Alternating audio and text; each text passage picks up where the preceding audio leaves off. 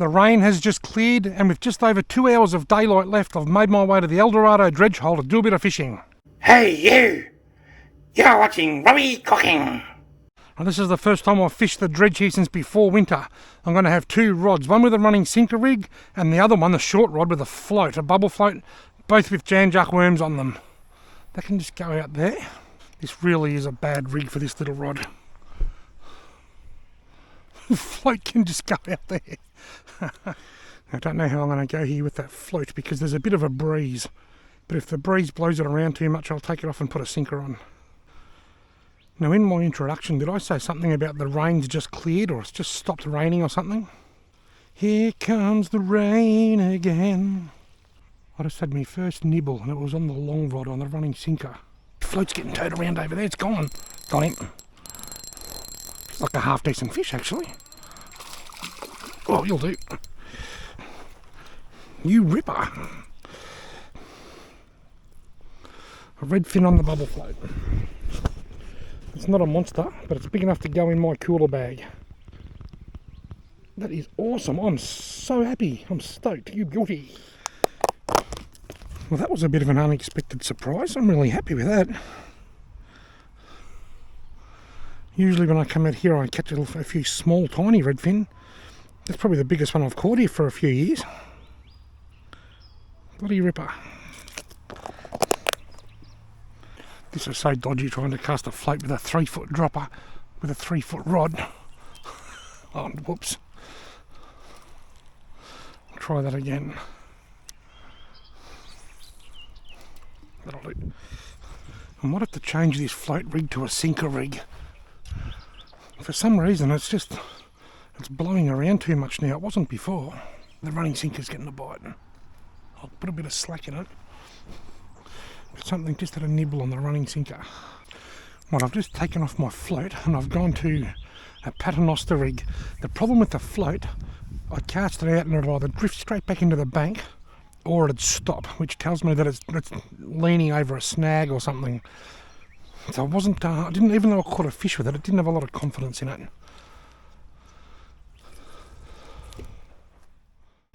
Come on. Got him. Yep, got him. Don't feel like too bad a fish either. I haven't got another keeper here, have I? Just about have. Yeah. You beauty. I'm keeping my voice down a bit here today because there's a few people around, but he's gut hooked as well. Not as big as the first one, but he's big enough for me to whip a couple of fillets off. And if you look down there, he's very much gut hooked. It's down very deep.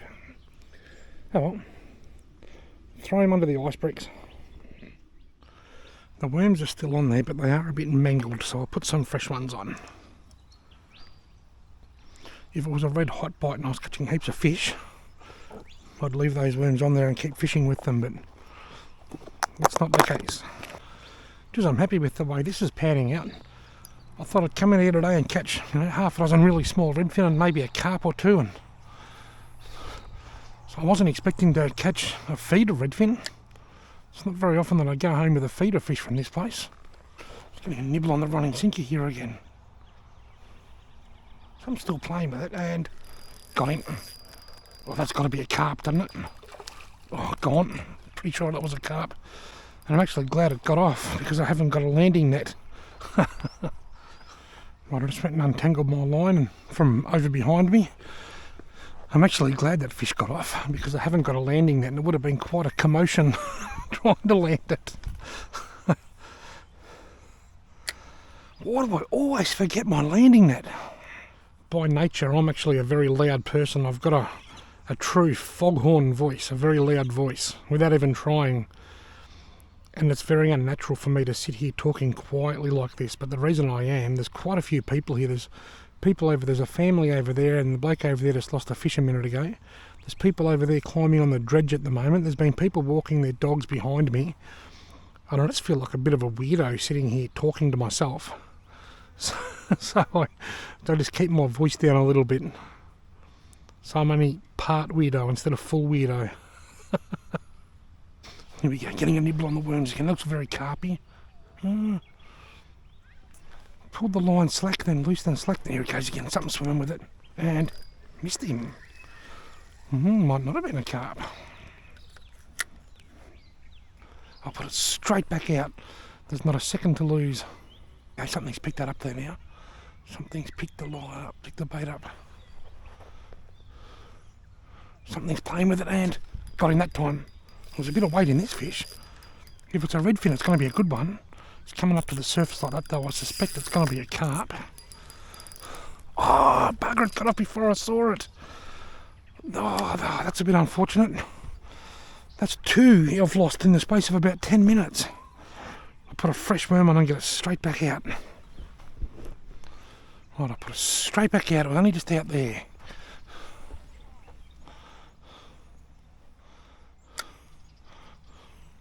I've lost two in a row.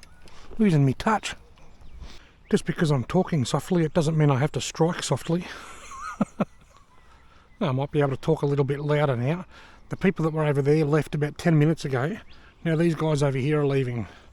But it's true, I've got to talk a bit softer. Imagine how silly I must look just sitting here all by myself, just talking at the top of my voice. We all talk to ourselves, just sort of mumbling under our breath, but we don't just sit here talking out loud. Just had a big bite on my little stumpy rod. Oh, there it goes again. There's a nice bite on the stumpy rod. There's certainly a nibbler down there. Oh, oh, God, bites on both rods here straight away. Both at the same time. I don't know what it is, but something here, one of these bushes or one of these trees, smells like a men's urinal. I'm not joking. It smells like those little yellow lollies in the bottom of the urinal. Little yellow marshmallows. I think they're marshmallows. Although I ate one once and it wasn't soft like a marshmallow, it was very crunchy. I think I just saw a nose walk along the bank there, all by itself. You know what you call a nose without a body? Nobody knows. Here we go. Got him. A little one, this one. I'm going to running sinker. Be a small redfin, this one. And it is just that. A small lip-hooked redfin. I've got to get it back because I want to take a photo of the dredge while the sun's shining on it with the dark cloud behind it. Small redfin. See you later, mate. Before I put this back in, I want to get a photo.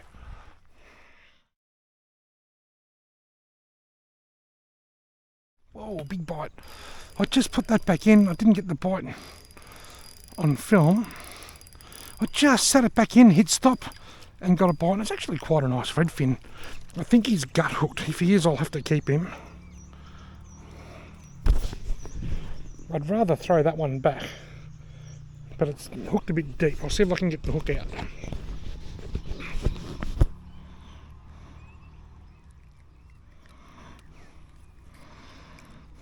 Nah. Gee whiz, that's very deep. Oh, another one for the cooler bag. Well, that's three nice redfin in the bag. I couldn't be happier. That one wasn't big. I would have preferred to have thrown it back, but I can certainly get a couple of fillets off it. Look at that. Yesterday's grey skies have cleared to beautiful blue skies this morning. Perfect conditions for a stream-side cook-up. I've made my way to the banks of the beautiful creek here and I've got my cooking gear set up, ready to cook some air-fried redfin. The last few times I've kept redfin for a feed, I've cooked them in the air fryer and they have just been absolutely beautiful. And now I'm going to show you just how I do it. I have forgotten a couple of things. I knew it. When I was leaving, I'm thinking, what have I forgotten? What have I forgotten?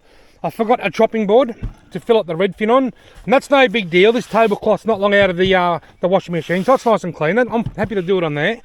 And I forgot to bring a tea towel. So the tablecloth will also be used as a tea towel. This is my old tablecloth out of my shed. I just washed it recently. I've got a little mixing bowl full of water here. That's my sink. Let's start filleting and then cooking.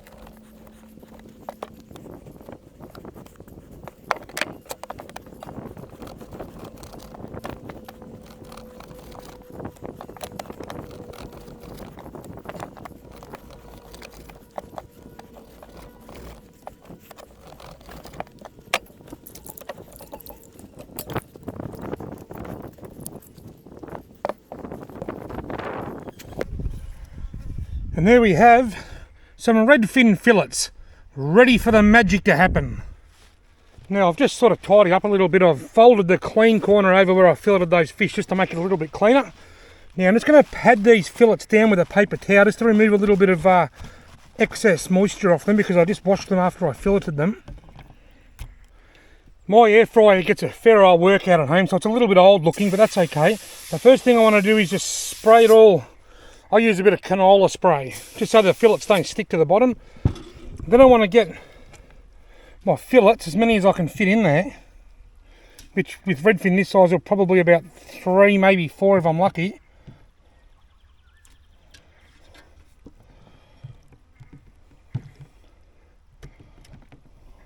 Right, I've got 4 in.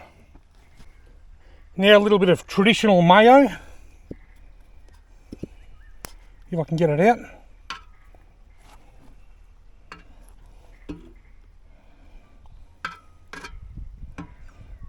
It's a bit tricky with one hand, but what I'll do now, just get my fingers and just spread it out like spreading margarine over the fish.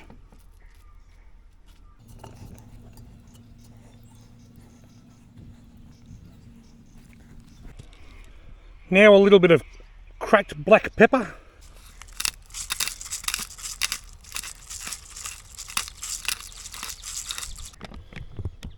Now some tasty shredded cheese.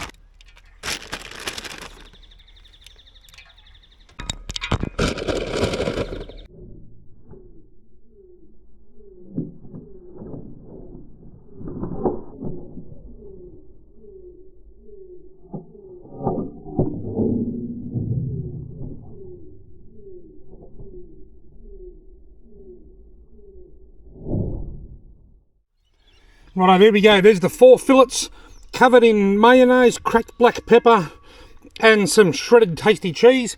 Let's put them in there. Because there's 4 small fillets in there, it could look a little bit messy when I take them out. The last time I'd done this, I only had 2 quite large fillets and they came out looking amazing. But anyway, I reckon I'm only sort of flying by the seat of my pants here. I'll go to 190 degrees and I reckon I'll go for 8 minutes. Some people might say that's too long. That's okay, I'm just going to try it and see how it goes.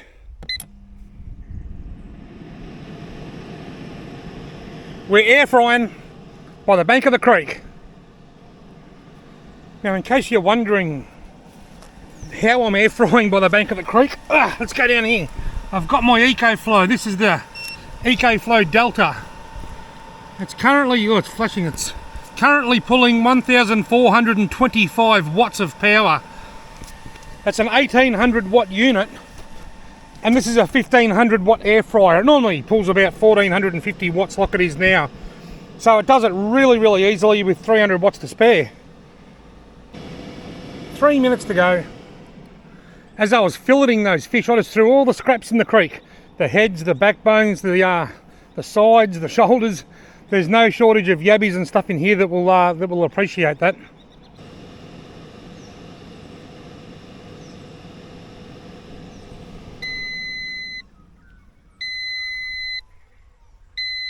Righto, we've just finished.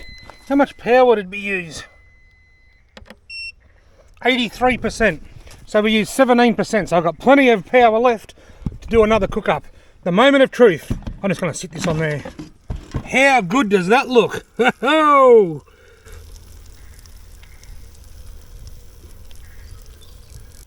This is where it could get a little bit pear-shaped, trying to get them out. There's one.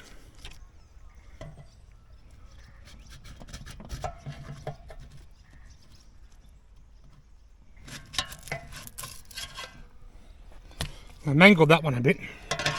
I'll just take these 2 out as one big one. Look at that. Beautiful. And before I start eating, I might just chuck these last couple in. Get away, stupid fly. Before I start eating, I'll put them in as well. Right, the second batch is going in. I'll do the same, because I reckon these look pretty good. But I'll do 190. I'll do these on for 7 minutes. It's a bit smaller, these fillets. Alright, time to eat.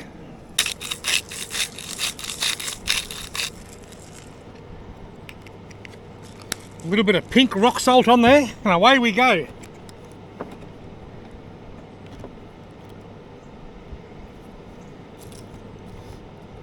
That is so good.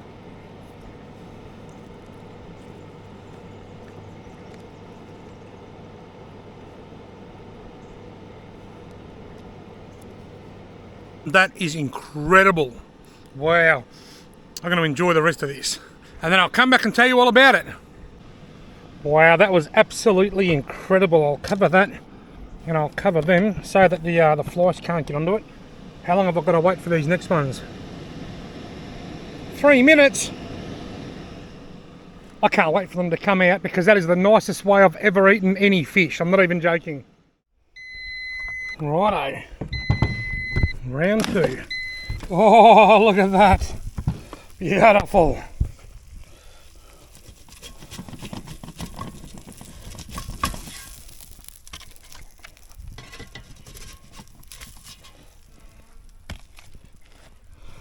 There we go, folks. After the main meal, there's my dessert.